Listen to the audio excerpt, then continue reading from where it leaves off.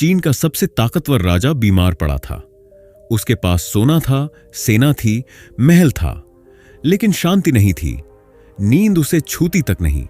एक रात उसने अपने मंत्रियों से कहा, जो मुझे जीवन का असली रहस्य बताएगा, मैं अपना आधा साम्राज्य दे दूंगा। राज्य भर के पंडित, ज्योतिषी, योद्धा और विद्वान महल में पहुंचे, लेकिन किसी का जवाब राजा के दिल को नहीं छू पाया। फिर अचानक दरबार में एक अजनबी साधारण किसान आया। वह न विद्वान था न साधु। लोग हंस पड़े, लेकिन किसान ने कहा, महाराज, आपके सवाल का जवाब 5 रातों में मिलेगा। हर रात मैं एक कहानी सुनाऊंगा। अगर समझ गए तो आपको शांति मिल जाएगी। किसान ने मेज पर रखा राजा का सुनहरा प्याला उठाया और कहा, महाराज, यह प्याला कितना सुंदर है, लेकिन इसकी कीमत इसके सोने में नहीं, इसके खालीपन में है। खाली ना होता तो इसमें पानी ना भरता। आपका मन भी ऐसा ही है, सोने से भरा हुआ है पर खाली नहीं, इसीलिए उसमें शांति नहीं उतर पा रही। राजा चुप हो गया। पहली रात उसने हल्की नींद महसूस की। अगली रात किसान राजा को राजमहल के फव्वारे के पास ले गया। उसने पानी की धारा की ओर इशारा किया। देखिए, यह पानी कितना मुलायम है, लेकिन धीरे धीरे पत्थर को भी काट देता है, क्योंकि यह टकराता नहीं, बस बहता है। महाराज, आप ताकत से राज्य चलाना चाहते हैं, लेकिन याद रखिए, असली शक्ति कठोरता में नहीं, लचीलेपन में है। राजा ने पहली बार अपने शासन की गलती देखी। दूसरी रात उसकी नींद और गहरी हुई। तीसरी रात किसान राजा को खजाने के कमरे में ले गया। सोना चांदी के ढेर देखकर बोला, यह खजाना आपकी भूख कभी शांत नहीं कर पाया। जितना जोड़ते गए उतना और चाहिए था। सच्चाई यह है, अधिकता ही सबसे बड़ा जहर है। जो कम में संतोष पा लेता है वही अमीर है, बाकी सबकी गरीब ही रहते हैं। राजा का दिल कांप उठा। तीसरी रात उसने वर्षों बाद बिना डर की नींद सोई। चौथी रात किसान ने राजा को गांव की ओर ले जाकर दिखाया। एक बुढ़िया जो टूटी झोपड़ी में रहती थी, लेकिन हंसते हंसते जीवन काट रही थी। किसान बोला, यह बुढ़िया न सोना चाहती है न सत्ता, लेकिन यह दुनिया की सबसे अमीर इंसान है, क्योंकि इसका दिल सरल है। महाराज, महानता सिंहासन में नहीं, सरलता में है। राजा की आंखों में आंसू आ गए। आखिरी रात किसान राजा को राजमहल के बाग में ले गया। फूल खिले थे, चांद चमक रहा था। किसान बोला, क्या आपने कभी देखा फूल जबरदस्ती खिलते हैं? क्या चांद जबरदस्ती उगता है? नहीं, वे सहजता से होते हैं। यही है 5वां रहस्य, वू वे। मतलब कुछ मत करो, सिर्फ प्रकृति के संग बहो, फिर सब अपने आप हो जाएगा। राजा ने गहरी सांस ली और उसी रात उसने जीवन की सबसे मीठी नींद सोई। सुबह उसने किसान को बुलाया और कहा, मैं अपना आधा साम्राज्य वादे के अनुसार तुम्हें देना चाहता हूं। किसान मुस्कुराया, महाराज, मुझे साम्राज्य नहीं चाहिए। मुझे तो बस यह चाहिए था कि आप समझ जाएं कि असली साम्राज्य बाहर नहीं, आपके भीतर है। राजा ने पहली बार अपने जीवन में खुद को विजेता महसूस किया। उसने सिंहासन से नहीं, बल्कि अपने दिल से राज करना शुरू किया। दोस्तों, स्वागत है आपका ऑडियो बुक फ्लो चैनल पर, जहां हम आपके लिए लाते हैं दुनिया की महानतम किताबों का सार, उनकी गहराई, उनकी बुद्धिमत्ता और वो शब्द जो आपकी सोच को बदलने की ताकत रखते हैं। यहां हम सिर्फ किताबें नहीं सुनते, बल्कि उनकी आत्मा को महसूस करते हैं। अगर आप भी उन किताबों को सुनना चाहते हैं जिन्होंने हजारों सालों से इंसानियत को मार्ग दिखाया है, तो आप बिल्कुल सही जगह पर हैं।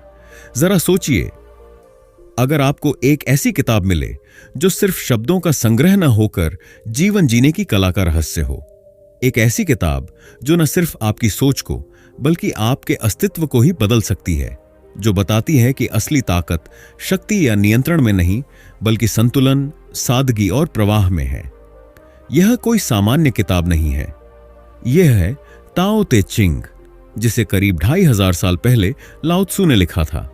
यह किताब इतनी छोटी है कि आप इसे 1-2 घंटे में पढ़ सकते हैं, लेकिन इतनी गहरी है कि आप पूरी जिंदगी इसके अर्थ को समझने में बिता सकते हैं। और यही है इसकी सबसे बड़ी खूबसूरती। ताओ ते चिंग का मतलब है ताओ, मार्ग या पथ, यानी जीवन का नैसर्गिक रास्ता, ते सद्गुण या आचरण, चिंग ग्रंथ या क्लासिक, यानी यह एक ऐसा ग्रंथ है जो हमें प्रकृति के नियमों के साथ सामंजस्य बिठाकर जीना सिखाता है। लाओ त्जू हमें बताते हैं कि जीवन कोई युद्ध नहीं है जिसे जीता जाए, बल्कि एक नदी की तरह है जिसमें बहते हुए संतुलन और शांति पाई जाती है। यह किताब जबरदस्ती, नियंत्रण और जटिलता की जगह सादगी, विनम्रता और सहजता पर जोर देती है। आज की तेज तर्रार और भागदौड़ भरी जिंदगी में, जहां हर कोई दौड़ रहा है, सब कुछ हासिल करने की कोशिश कर रहा है, ताओ ते चिंग हमें रुककर सोचने पर मजबूर करती है कि क्या असली खुशी और संतुष्टि इसी भागदौड़ में छुपी है या फिर छोड़ देने की कला में। इसमें सिर्फ 81 छोटे छोटे अध्याय हैं, लेकिन हर अध्याय में इतनी गहराई है कि वह जीवन बदल सकता है। यह किताब आपको नेतृत्व, शक्ति, प्रेम, आचरण और आंतरिक शांति, हर विषय पर नई दृष्टि देती है। यह कहती है कि अगर आप दुनिया को बदलना चाहते हैं तो सबसे पहले खुद को बदलो। यह सिखाती है कि ताकत हमेशा कठोरता में नहीं, बल्कि लचक और कोमलता में छुपी होती है। लाओ त्जू कहते हैं, सच्चा ज्ञानी वही है जो प्रवाह के साथ चलता है, न कि उसके खिलाफ लड़ता है। वे हमें बताते हैं कि अगर आप शांत हैं तभी आप सब कुछ साफ देख सकते हैं, अगर आप छोड़ना जानते हैं तभी आप सच्चा पा सकते हैं, और अगर आप विनम्र हैं तभी आप सच्चे अर्थों में महान बन सकते हैं। यह किताब हमें एक नई आंख देती है जिससे हम जीवन को एक अलग रोशनी में देख पाते हैं। क्यों सुने ताओ ते चिंग? आज हर कोई स्ट्रेस, एंजाइटी और कंपटीशन से जूझ रहा है। हर किसी के मन में यही सवाल है, मैं कैसे सफल हूं, मैं कैसे खुश रहूं, मैं कैसे सब कुछ हासिल करूं। लेकिन लाओ त्जू एकदम उल्टा कहते हैं, सब कुछ पाने की कोशिश मत करो, सिर्फ बहो जैसे नदी बहती है, और वही तुम्हें मंजिल तक ले जाएगी। शायद यही कारण है कि इस किताब को पढ़ने वाले लोग कहते हैं, यह किताब सिर्फ एक बार पढ़ने की चीज नहीं है, बल्कि इसे जीवन भर साथ रखना चाहिए। तो दोस्तों, यही है ताओ ते चिंग, एक ऐसा ग्रंथ जो आपकी सोच, आपकी आत्मा और आपकी जिंदगी सबको एक नई दिशा दे सकता है। लेकिन अब सवाल यह है, अगर जीवन को समझने की शुरुआत करनी हो तो कहां से करें? लाओ त्जू अपनी किताब के पहले ही अध्याय में एक ऐसी बात कहते हैं जो पूरी किताब की नींव रखती है। वो कहते हैं कि सच्चा ताओ कभी शब्दों में कैद नहीं किया जा सकता। तो आखिर इसका मतलब क्या है? क्या जिंदगी का असली सत्य सच में शब्दों से परे है? और अगर हां, तो फिर इस किताब में इतने शब्द क्यों लिखे गए? इस रहस्य को समझने के लिए चलिए आगे बढ़ते हैं और सुनते हैं पहला अध्याय। अध्याय 1, ताओ का रहस्य। लाओ त्जू कहते हैं, जिस ताओ को शब्दों में कहा जा सकता है वह असली ताओ नहीं है। जिस नाम को दिया जा सकता है वह शाश्वत नाम नहीं है। सोचिए, यह वाक्य कितनी गहरी बात कहता है। हम इंसान हर चीज को नाम देते हैं, परिभाषित करते हैं और शब्दों में पकड़ना चाहते हैं, लेकिन असली सत्य ताओ शब्दों से बहुत आगे है। ताओ क्या है? ताओ को अक्सर मार्ग या पथ कहा जाता है, लेकिन यह सिर्फ कोई सड़क या रास्ता नहीं है। ताओ वह शाश्वत प्रवाह है जो ब्रह्मांड को चलाता है। यह नजर नहीं आता, इसे मापा नहीं जा सकता और इसे पूरी तरह समझा भी नहीं जा सकता। यह कुछ वैसा ही है जैसे हवा, हम उसे देख नहीं सकते पर महसूस कर सकते हैं। ताओ ब्रह्मांड का वह अदृश्य नियम है जो हर चीज के पीछे काम करता है। हम इंसान हमेशा शब्दों में बंधे रहते हैं। जब हम कहते हैं सुंदर, तो हम तुरंत एक तस्वीर बना लेते हैं। पर सोचिए, सुंदरता की असली परिभाषा क्या है? किसी के लिए नीला आसमान सुंदर है तो किसी के लिए डूबता सूरज, किसी के लिए बच्चे की हंसी सुंदर है तो किसी के लिए बर्फ से ढके पहाड़। यानी सुंदरता का शब्द केवल इशारा है, असली अनुभव नहीं। लाओ त्जू यही कहना चाहते हैं, नाम और शब्द केवल इशारे हैं, पर असली सत्य उससे कहीं गहरा है। लाओ त्जू 2 अवस्थाओं की बात करते हैं। नामहीन, यह ताओ का मूल स्वरूप है, जहां सब कुछ एक है, बिना किसी विभाजन के। यह सृष्टि से पहले का मौन, शून्यता और पूर्णता है। नामित, यह वह अवस्था है जहां चीजों को नाम, रूप और पहचान मिलती है, यानी सृष्टि प्रकट होती है। उदाहरण के लिए बीज को देखिए। जब बीज जमीन में छिपा होता है तो उसमें पेड़ का कोई नाम या रूप नहीं होता। वह सिर्फ संभावना है, नामहीन। लेकिन जैसे ही वह अंकुरित होकर पेड़ बनता है, उसे पहचान मिलती है, अब वह नीम का पेड़ है या आम का पेड़। लेकिन असल में उस नाम से पहले भी वह था। वही असली ताऊ है जो नामहीन है। हम इंसान हर चीज को पकड़ने की कोशिश करते हैं। सोचते हैं कि अगर हमने किसी चीज को शब्दों में बांध दिया तो वह हमारी हो गई। हम कहते हैं यह मेरा घर है, हम कहते हैं यह मेरा धर्म है, हम कहते हैं यह मेरा विचार है। पर क्या सच्चाई सच में इन शब्दों और लेबलों में कैद हो जाती है? नहीं। समुद्र का उदाहरण लीजिए। अगर आप एक प्याले में समुद्र का पानी भर लें तो क्या आपने पूरा समुद्र पकड़ लिया? बिल्कुल नहीं। आपने सिर्फ एक छोटा हिस्सा पकड़ा है। असली समुद्र असीम है। वैसे ही जब हम ताऊ को शब्दों में बांधने की कोशिश करते हैं तो हम सिर्फ उसका छोटा हिस्सा छूते हैं।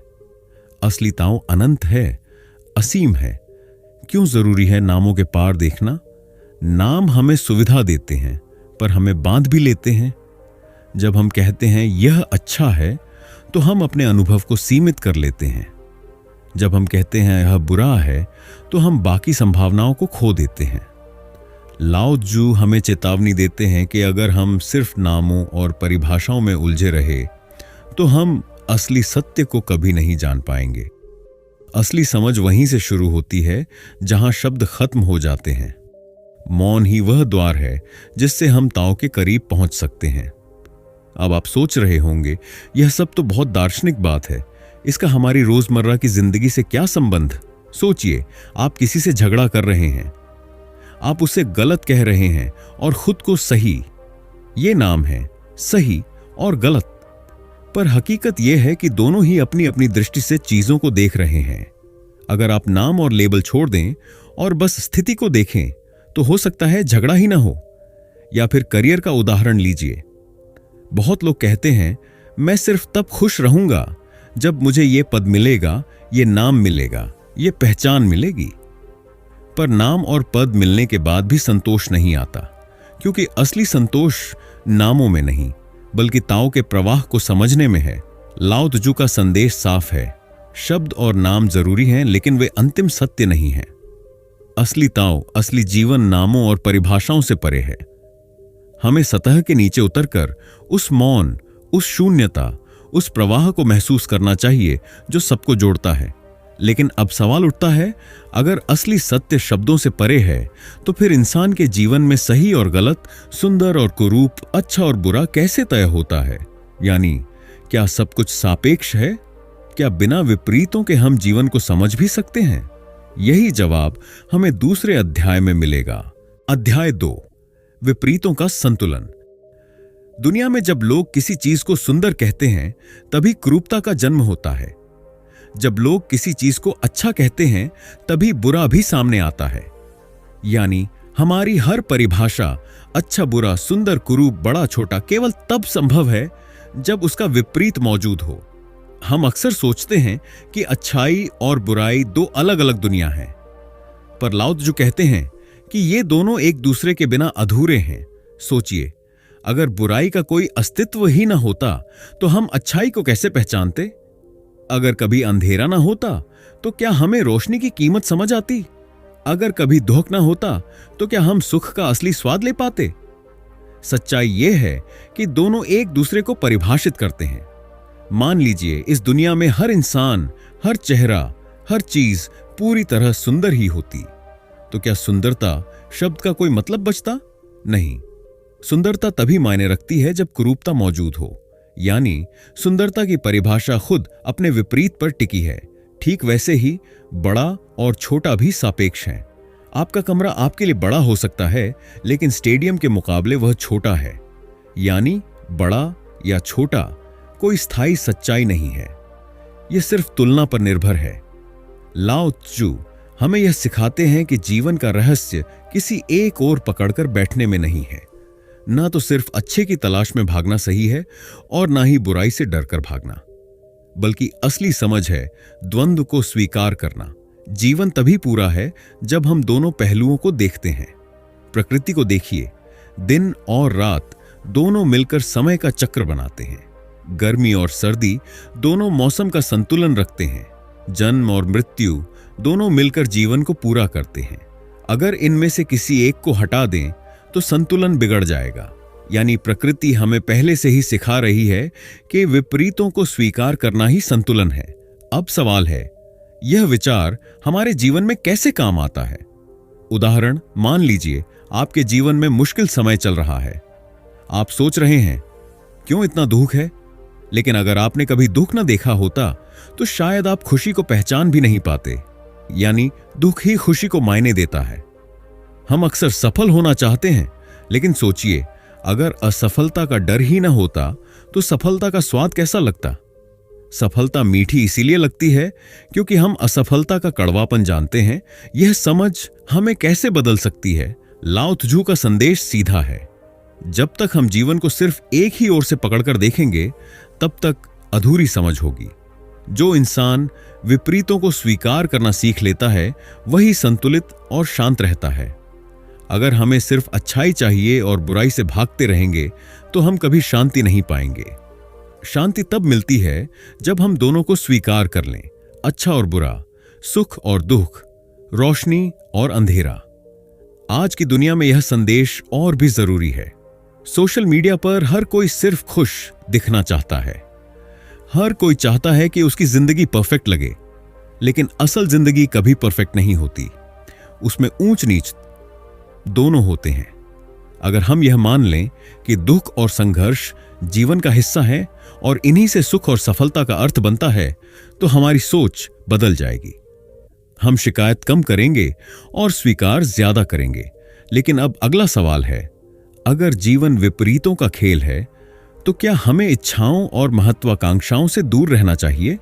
क्या सादगी और संतोष ही असली कुंजी है? इसका जवाब हमें तीसरे अध्याय में मिलेगा। अध्याय 3, सादगी और संतोष। लाओ त्जू कहते हैं, अगर हम लोगों को अनावश्यक इच्छाओं और लालच से बचाए तो समाज में शांति बनी रहती है। यह संदेश न केवल शासकों या नेताओं के लिए है, बल्कि हम सबके जीवन के लिए भी है, क्योंकि इच्छाएं और लालच ही असंतोष और संघर्ष की जड़ है। सोचिए, जब इंसान लगातार दूसरों से तुलना करता है, जब वह सोचता है कि मेरे पास कम है और उसके पास ज्यादा, तभी भीतर अशांति पैदा होती है। इच्छा अकेले में खतरनाक नहीं है, लेकिन जब यह अनावश्यक हो जाती है, जब इंसान सिर्फ दिखावे और प्रतिस्पर्धा के पीछे भागता है, तो यह विनाशकारी बन जाती है। उदाहरण, आज की दुनिया को देखिए। मोबाइल नया मॉडल आया तो हमें लगता है कि वही खरीदना है।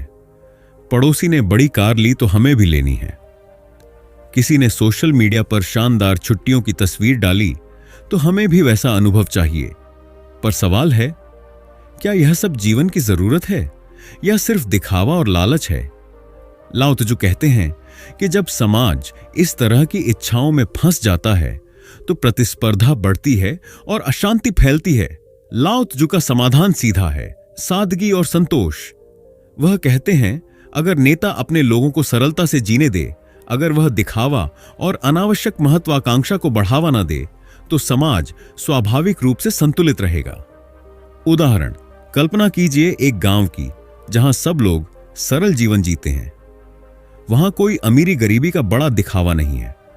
लोग अपनी जरूरत भर का काम करते हैं और बाकी समय परिवार और प्रकृति के साथ बिताते हैं। ऐसे समाज में अपराध और ईर्ष्या कम होंगे और शांति ज्यादा होगी। इसके विपरीत, अगर हर कोई दौड़ में लगा हो, मुझे ज्यादा चाहिए, मुझे सबसे ऊपर जाना है, तो तनाव, ईर्ष्या और अशांति बढ़ेगी। लाओ त्जू खासतौर पर नेताओं के लिए संदेश देते हैं। वह कहते हैं, असली नेता वह नहीं है जो लोगों को ताकत से नियंत्रित करे। असली नेता वह है जो लोगों को सरलता और संतोष की ओर ले जाए। वास्तविक शक्ति नियंत्रण में नहीं, बल्कि सादगी को प्रेरित करने में है। उदाहरण, एक राजा अगर अपनी प्रजा को लगातार हथियारबंद रखे, दौलत और वैभव की होड़ करवाए, तो समाज में डर और अस्थिरता होगी।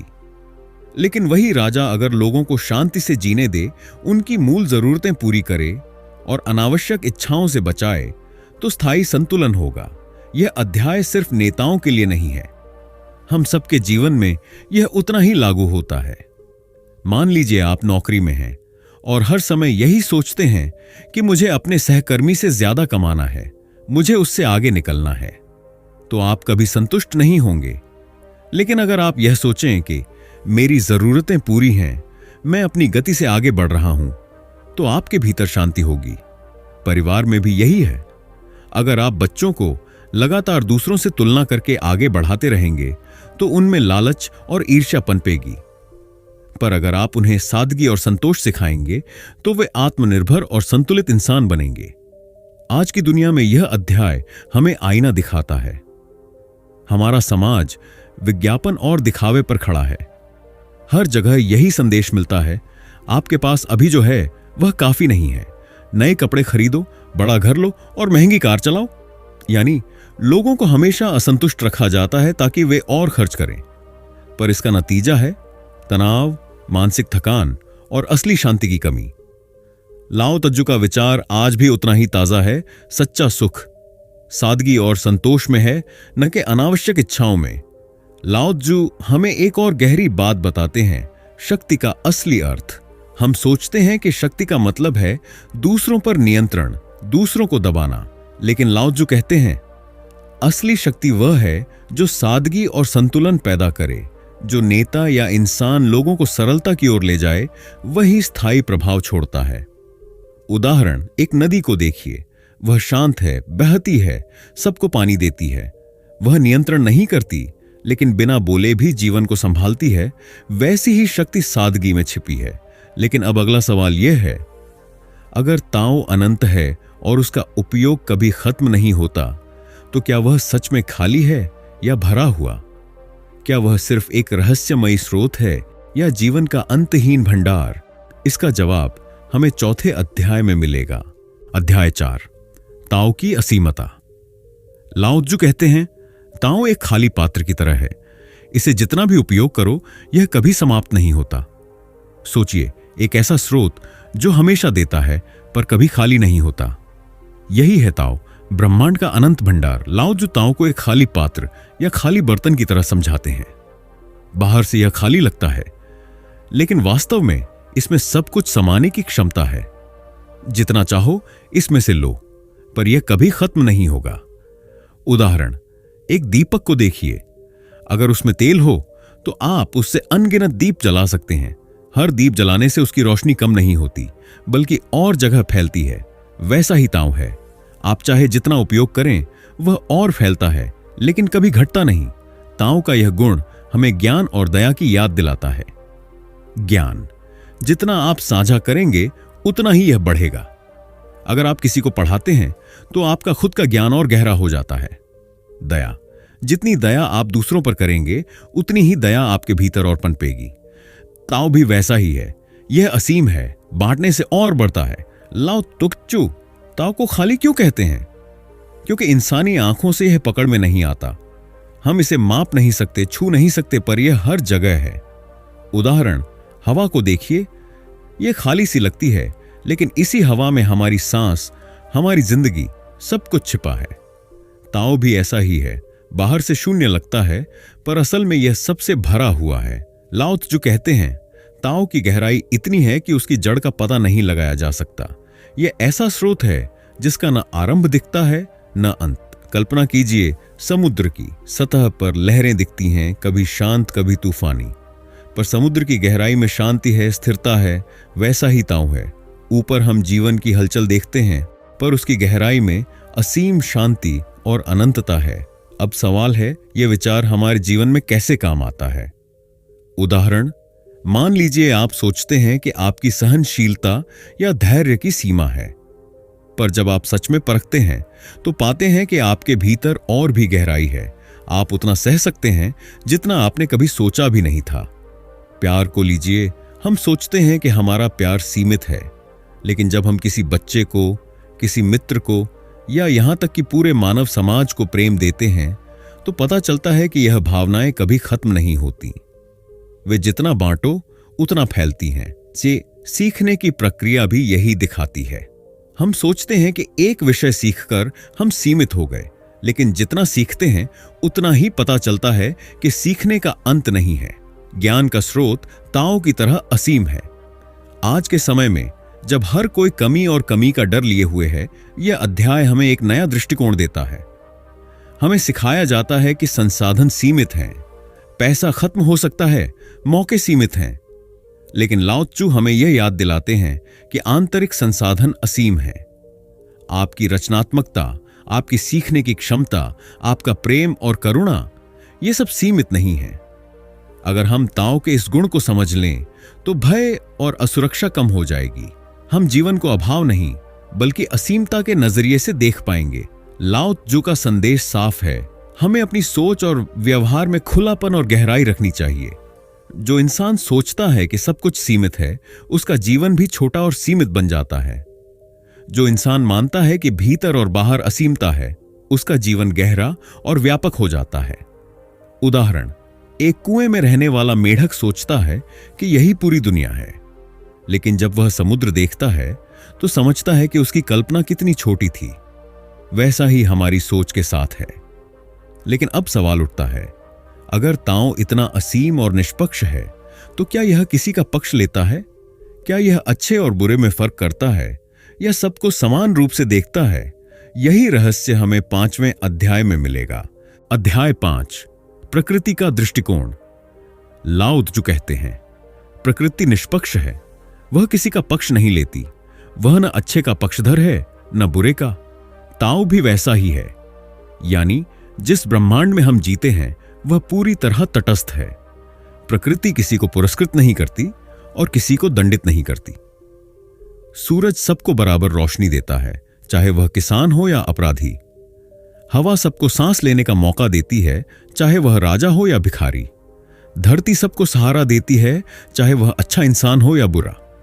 यानी प्रकृति अपने काम में निष्पक्ष है, वह किसी के लिए पक्षपाती नहीं है।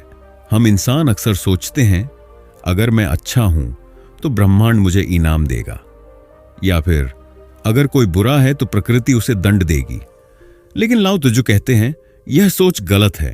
ताओ और प्रकृति हमारे नैतिक मानकों से बंधे नहीं हैं। उनका काम है संतुलन बनाए रखना, न कि किसी की व्यक्तिगत अच्छाई या बुराई का हिसाब रखना। उदाहरण, मान लीजिए बाढ़ आती है।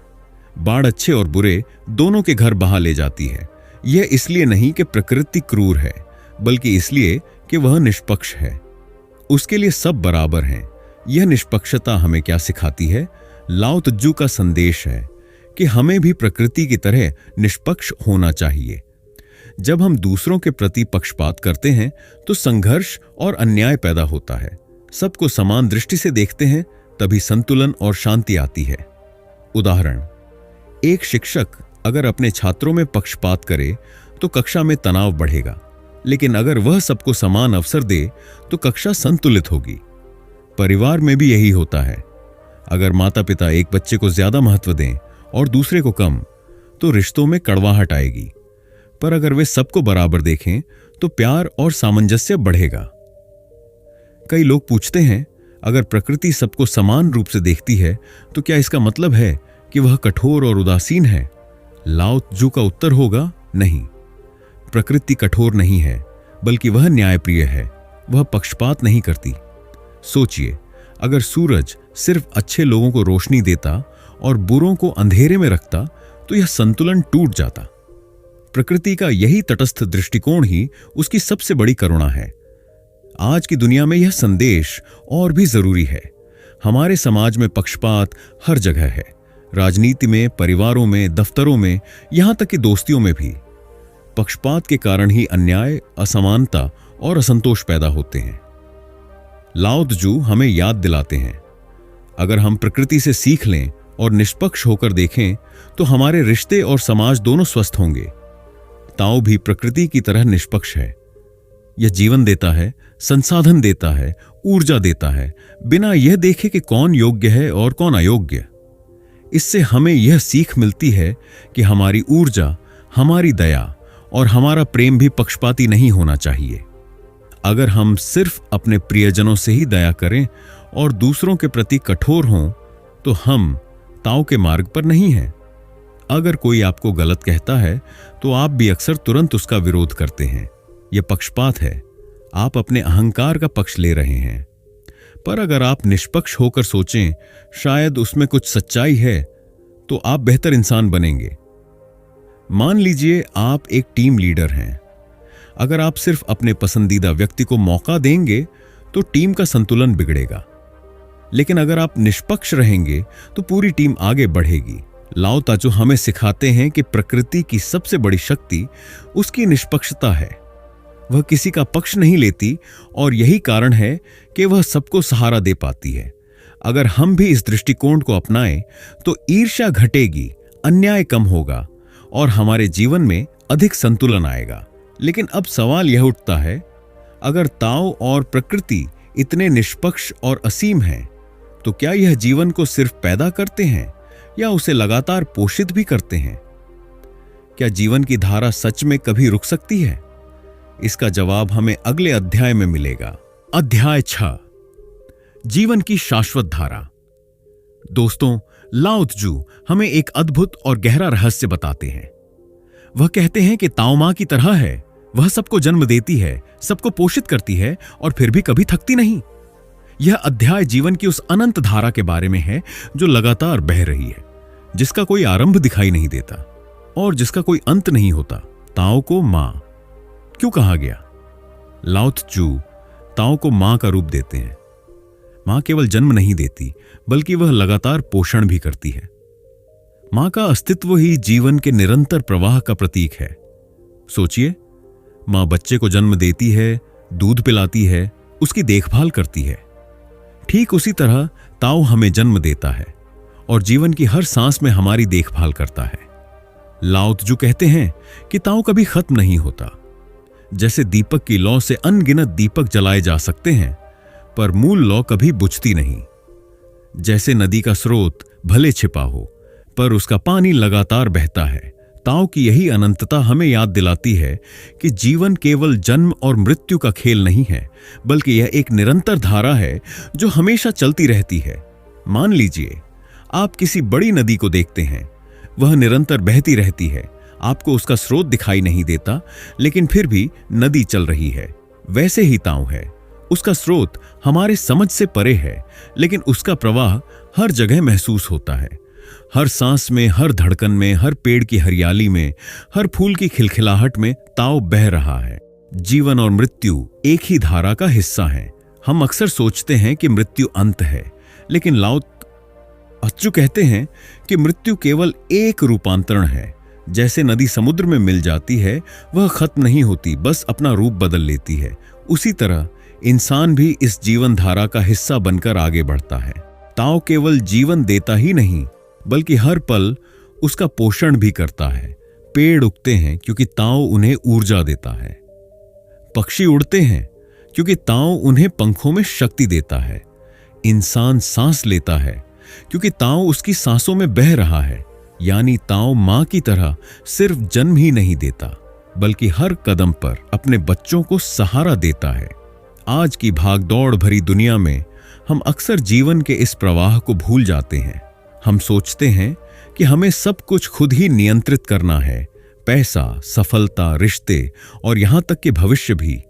लेकिन लाओ त्जू हमें याद दिलाते हैं, हम जीवन की धारा के हिस्से हैं। हमें इसके खिलाफ नहीं, बल्कि इसके साथ बहना चाहिए। उदाहरण, अगर आप नदी के प्रवाह के खिलाफ तैरेंगे तो थक जाएंगे, लेकिन अगर आप उसी प्रवाह के साथ तैरें तो आसानी से दूर तक जा सकते हैं। जीवन भी ऐसा ही है, धारा के साथ चलो, विरोध मत करो। इस अध्याय की सबसे बड़ी शिक्षा यही है कि हमें जीवन को पकड़ने की बजाय जीने की कला सीखनी चाहिए। जब हम लगातार नियंत्रण करना चाहते हैं तो तनाव और संघर्ष पैदा होता है। जब हम जीवन की धारा को स्वीकार कर लेते हैं तो शांति और संतोष अपने आप आ जाता है। यानी जीवन के साथ बहो, उसके खिलाफ मत लड़ो। अगर आपके जीवन में कोई कठिनाई आ रही है तो सोचिए, शायद यह धारा आपको किसी नए किनारे की ओर ले जा रही है। अगर कोई रिश्ता बदल रहा है तो यह अंत नहीं है, यह धारा का अगला मोड़ है। अगर कोई अवसर आपके हाथ से निकल गया तो यह इसलिए है क्योंकि धारा आपको किसी और दिशा में ले जा रही है। लाओ त्जू हमें भरोसा करना सिखाते हैं कि यह धारा हमें हमेशा वहीं ले जाएगी जहां हमें होना चाहिए। लेकिन अब सवाल यह उठता है, अगर ताओ हमें इतना देता है और लगातार बहता रहता है, तो क्या हमें भी इसी तरह निस्वार्थ होकर दूसरों को देना चाहिए? क्या यही असली महानता और स्थायित्व का राज है? इसका उत्तर हमें अगले अध्याय में मिलेगा। अध्याय 7, निस्वार्थ सेवा। लाओ त्जू कहते हैं ताओ निस्वार्थ है। वह सबको देता है लेकिन अपने लिए कुछ नहीं चाहता। ठीक उसी तरह यदि इंसान या लीडर निस्वार्थ भाव से जीवन जिए और दूसरों के लिए काम करे तो उसका अस्तित्व सबसे स्थायी हो जाता है। ताओ कभी किसी चीज को रोककर अपने लिए नहीं रखता। सूरज रोशनी देता है लेकिन बदले में कुछ नहीं मांगता।